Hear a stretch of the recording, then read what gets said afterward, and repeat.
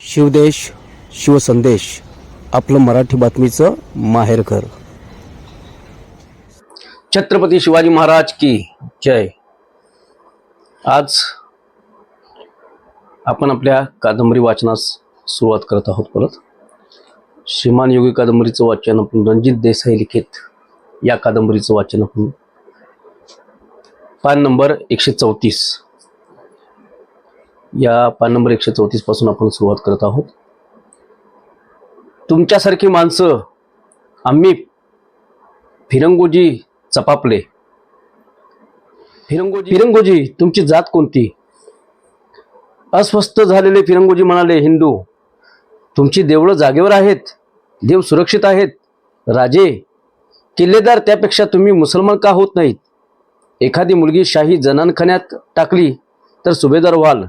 खबरदार राजे। शहाजी राजे काय मुसलमान झाले? नाही, राजे त्यात शांतपणे म्हणाले। म्हणूनच 3 शाह्या फिरवाव्या लागल्या। त्याच्याही नशिबात कैद येते। महाराजे मुरार जगदेवांचे हातपाय तोडले जातात, मुघल सरदारांचे जात नाहीत। तुमच्याही विरुद्ध आदिलशाही दरबारात आम्ही तक्रार करतो, ती कोणत्या हेतूनं? गुन्हा काय तुमचा? तुम्हाला माहीत नसेल तर सांगतो। गुन्हा एकच, तुम्ही हिंदू आहात, राज्य मुसलमानी आहे। पण राजे, सत्ता केवढी, ताकद केवढी? हो, राजे खिन्नपणे हसले। फिरंगोजी कुठून आले हे मुघल? निर्वासित म्हणून आलेला बाबर सम्राट झाला। कुणाच्या जोरावर? कुणी बनवला सम्राट? तुम्ही आम्हीच ना। परक्यांना ही किमया साधते, ती तुम्हा आम्हाला का साध्य होऊ नये? हो, पण तुमच्या या खेळात महाराजांची विजापुरात काय तऱ्हा होईल त्याची कल्पना त्यांनाही आहे। नाहीतर त्यांनी आम्हाला पुढे जाऊ दिलं नसतं। फिरंगोजी गप्प बसते। पहा, फिरंगोजी गप्प बसले। फिरंगोजी, जहागीर सांभाळून बसलो तर आम्हाला कमी पडायचं नाही, हे आम्हालाही दिसतं। पण असल्या मुर्दाडपणाचं अन्न नको वाटतं। इथंच असं राज्य व्हावं की जिथं साऱ्यांचा धर्म सुरक्षित राहील। हा, इथं फार सुंदर उदाहरण महाराजांनी इथे सांगितलंय। धर्माचं रक्षण, सर्व धर्मांचं रक्षण कसं होईल, सर्व धर्म सुरक्षित कसे राहतील त्याचं उदाहरण आहे। बाया बापड्यांना मोकळ्यापणाने फिरायला भीती वाटायची नाही, गोरगरिबाला अनाथ वाटायचं नाही। देवाधर्माचं राज्य व्हावं ही परमेश्वराची इच्छा आहे। झालं तर अशाच राज्यात जगू, नाही तर मरून जाऊ, त्यातही आम्हाला आनंद आहे। आपल्या घरादाराला चूल लावून यायची ज्याची हिंमत असेल यानंच आमच्या मागून यावं। बस कर, उठ बघू, चल। कुठं? उगीच डोक्यात कीड घालून बसायची सवय नाही मला। चल, पुण्याला जाऊ, तुझ्या माऊलीला भेटतो। तिनं कौल दिला तर तू म्हणशील ते करूया। राजे आनंदाचे भरते आले राजेंना। त्यांनी काही न बोलता फिरंगोजींना मिठी मारली। राजे फिरंगोजीसह पुण्याला यायला निघाले।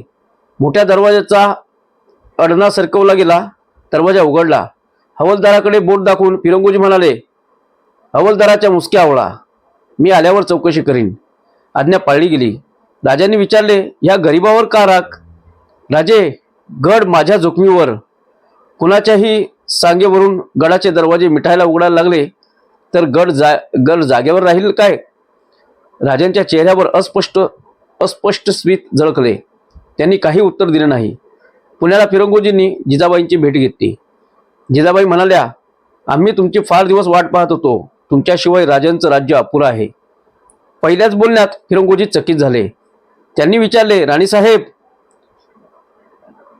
आपला याला कौल आहे? आई विना कधी लेकरू वाढतं का? आता माझं काय बी म्हणणं नाही। राजे, गड तुमचा, कुणाच्या बी ताब्यात द्या। जे तुमचं होईल ते माझं। आज मोकळा झालो। नाही हो फिरंगोजी, आम्हाला गड नको, तुम्ही हवे होता म्हणून आम्ही आलो। बळकट माणसं मिळाली तरच बळकट गडांना शोभा। जाताना निशाण शिबंदी घेऊन चला। स्वराज्याचे पहिले किल्लेदार तुम्ही, गड तुमच्या ताब्यात राहील। पहा, इथे महाराजांनी स्वराज्याचे पहिले किल्लेदार म्हणून फिरंगोजींची निवड केलेली आहे। फिरंगोजींनी राजेंचे मासाहेबांचे पाय शिवले। मानाचे वस्त्र घेऊन फिरंगोजी चाकणला गेले। चाकणवर भगवा ध्वज फडकू लागला। चाकण किल्ल्यावर भगवा ध्वज फडकू लागला। 3 पहाटे राजांना जाग आली। चांगलेच उजाडले होते। महालात सुगंध दरवळत होता। पलंगानजीक उभ्या असलेल्या सईबाईंच्याकडे राजे पाहत होते. सईबाईंनी आपल्या ओट्यातून आणलेली मोगऱ्याची फुले पलंगावर ठेवायला सुरुवात केली. राजे उठले. सईबाई म्हणाल्या, झोपमोड झाली का? नाही, उलट मागूनही मिळायची नाही अशी जागा मिळाली. एवढी फुलं कुणी आणून दिली? देतो कोण? आपल्याच बागेतली. एवढी केशव माळेने केवढी चांगली बाग केली या. पण कधी पाहिला तर खरं? आपण म्हणाल तर जाऊया. खरंच चला ना. राजे उठत म्हणाले, चल जाऊ. सईबाई चकित झाल्या. त्यांचा विश्वास बसेना. त्या पाहत राहिल्या. राजांनी विचारले, का? खरं नाही वाटत? कुणाला वाटावं? अगदी सांगेन ते ऐकता. ऐकलंच पाहिजे. करणार काय? का? मासाहेबांची आज्ञा आहे की तुमच्याकडे फार लक्ष दिलं पाहिजे. म्हणून सईबाई लाजल्या. राजांनी चूळ भरली आणि ते बागेकडे चालू लागले. मोगरीचा ताटवा पाहून राजे आनंदित झाले. खुद्द राजे आलेले पाहताच वृद्ध केशवमाळी लगबगीने आला. मुजरा करून उभा राहिला. राजे बगीचा पाहत होते. राजे न राहून म्हणाले, केशव, बाग सुंदर केलीस. जी. चाफ्याची झाडे निरखून राजांनी विचारले, चाफ्यांची झाडे कुठून आणलीस? कोकणातून आणली. पंतांनी मागून घेतली. केशव, जी झाडं लागतील ती मागून घेत जा. मी कचेरीतून सांगून ठेवीन. राहतोस कुठे? देवळाजवळच, वाड्याच्या मागं. राणीसाहेब, बगीचा दृष्ट लागण्यासारखा झाला खरा, पण काय? तुमचा फुलांचा शौक पाहिला की मासाहेबांना पूजेला फुले कशी मिळणार याची काळजी वाटते. सईबाई हसल्या. राजे म्हणाले, चल जाऊ. अजून स्नान आटपायचे आहे, बरीच कामं आहेत. अंघोळ करून मासाहेबांना भेटून राजे पडात गेले. पुरंदराच्या तटांचे कामाचा तपशील ते पाहत होते. बराच वेळ गेला आणि शामराव निळकंठांनी वर्दी दिली. बाजी पासळकर आलेत. बाजी म्हणत राजे उठले. बाजी एवढ्या तातडीने का आला हे राजांना कळत नव्हते. त्याच विचाराने राजे बाहेर आले. सदरेवर बाजी उभे होते. बाजी, बसावं ना, राजे म्हणाले. पण बाजी बसले नाहीत. त्यांच्या चेहरा चिंतातूर दिसत होता. राजांना पाहताच होणारा आनंद चेहऱ्यावर नव्हता. बाजी म्हणाले, राजे, मासाहेबांना आम्ही आल्याची वर्दी द्या. मासाहेबांकडून बोलवणे येताच राजांच्यासह बाजी आत गेले. मासाहेबांनी विचारले, बाजी, एवढ्या तातडीने निरोप पाठविलात? तसदीबद्दल क्षमा असावी. बाजी म्हणाले, तसंच जरुरीचं काम पडलं. राजांनी चाकण घेतला. शिरवळच्या अमीनानं तक्रार केली. आजवर स्वस्थ बसलेला बादशहा अस्वस्थ झाला. महाराज साहेबही दक्षिणेत आहेत. दरबाराच्या लहरीला आवरणार कोण? आदिलशाहीनं आपला बंदोबस्त करण्यासाठी फत्तेखान पाठविला आहे. त्यानं विजापूर सोडला अशी बातमी आली.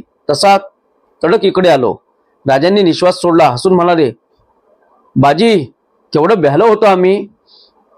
म्हटलं, काय वार्ता घेऊन आलात? आमची ही अपेक्षा होतीच. आमच्या अपेक्षेपेक्षाही थोडं उशिराच घडत आहे. आम्ही खानाला सामोरे यायला तयार आहोत. राजे, तुमच्या तरुण रक्ताला हे बोलणं ठीक आहे, पण हे केस पांढरे झाले आहे. आम्हाला विचार करायला हवा. बाजी, आम्हाला पण तुमची काळजी आहे. मासाहेब, तुम्ही फक्त आशीर्वाद द्या, आम्हाला तेवढा पुरे. राजे डोळे मिचकावत मासाहेबांच्याकडे पाहत होते. बाजींचे कल्ले थरारले. गाल मिशांवरून पालती मूठ फिरवीत ते म्हणाले, राजे, मनगट शाबूत आहेत. मागे राहून लढाई पाहायची सवय नाही मला. मग उठ बाजी, साऱ्यांना गोळा कर. पुरंदरवर पहिली लढाई खेळायची आहे. त्याची जिम्मेदारी तुमची.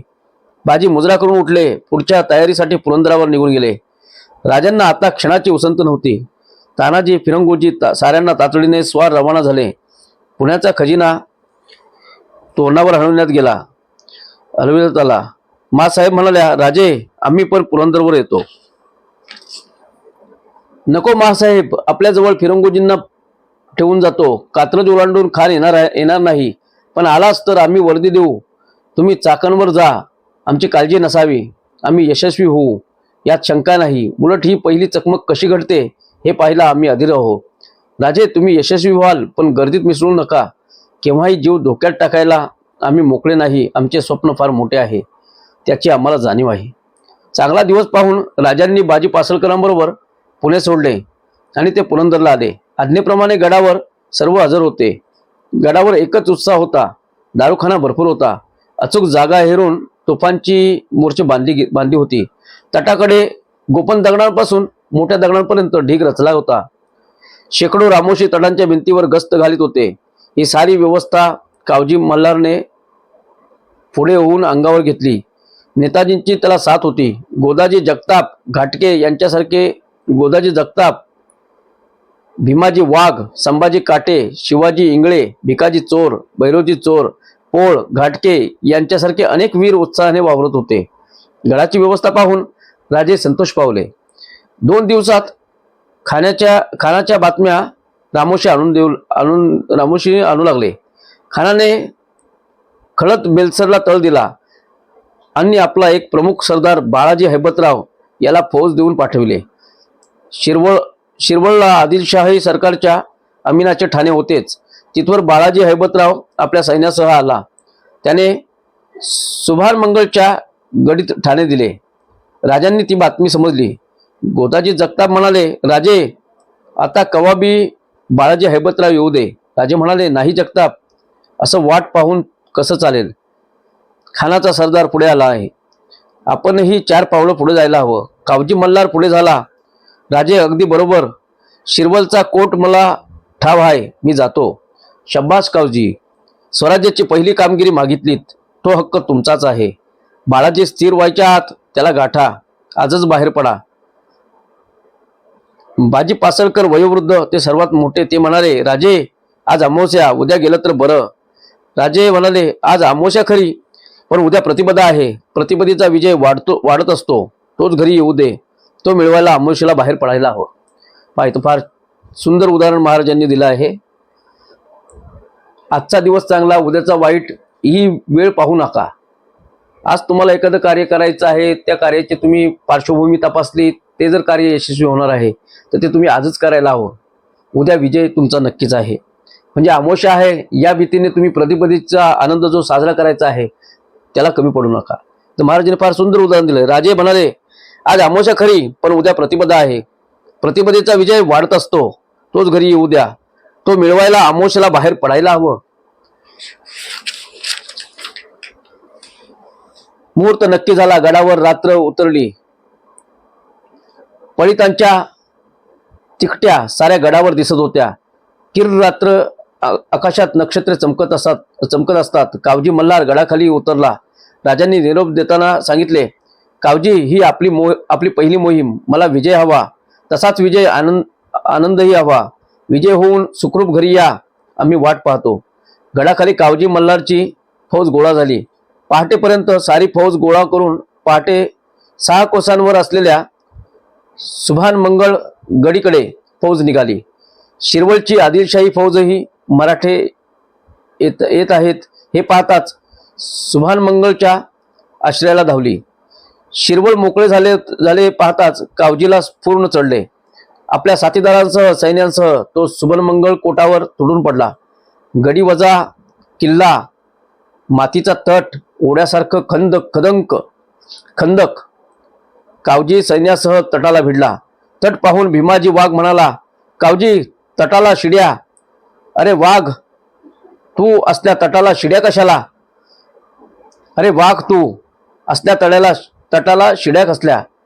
हा किल्ला म्हणजे थोडीच लंका लागली आहे. भिंत पाडा. गडावरून पाहणाऱ्या हशमांची मुंडकी बाणांच्या वर्षावांनी छेदली जात होती. सुभानमंगळचे तट लोखंडी सोप्याने कुदळीने खणले जात होते. तटाच्या दरवाजाला खुद्द कावजी धडका देत होता. गडावरून शिळाखंड अंगावर येत होते. इंगळांचा पाऊस पडत होता. भ्यालेले हशम गाडीचे चाके, मुसळे, लाटणी सुद्धा फेकत होती.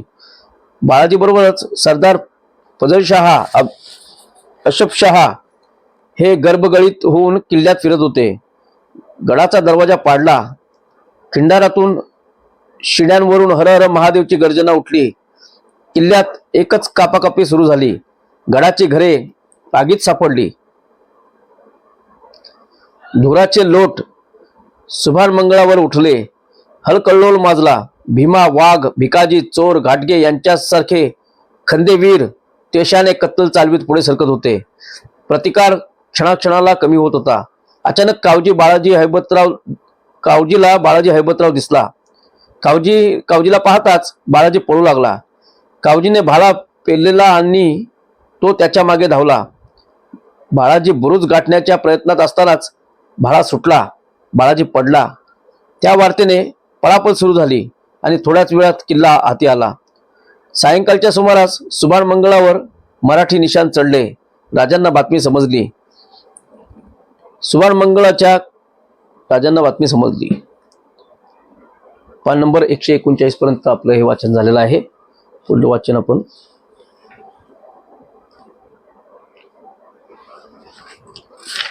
पुढच्या रविवारी आपण हे परत वाचन करणार आहोत कादंबरीचं. कादंबरी वाचन हे आपलं असंच निरंतर चालू राहणार आहे.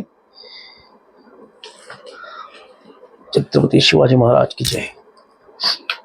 आता एक कादंबरी वाचनाच्या शेवटी आपण एक शिवसंदेश महाराष्ट्रातील तमाम शेतकऱ्यांना देत असतो. तर यावेळी 2023 आणि 2024 हे सर्वत्र निवडणुकीचं वातावरण चालणार आहे.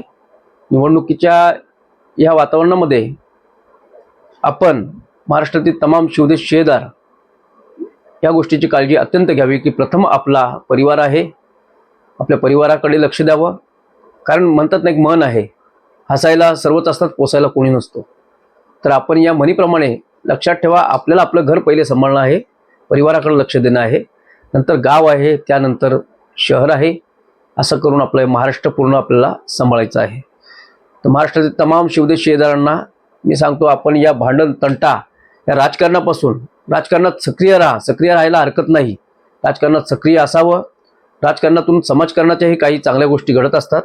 आपण या दोन्ही माध्यमं सांभाळ असताना आपण आपल्या परिवाराकडे खास लक्ष द्यावं. भांडण तंटा आणि कोणत्याही राजकारणाचे विषय जास्त न घेता, कोणतेही विषय जास्त न वाढवता, भांडण तंटा न करता आपलं जीवन सुखरूप आपण आनंदित व्यतीत करावं हीच सदिच्छा.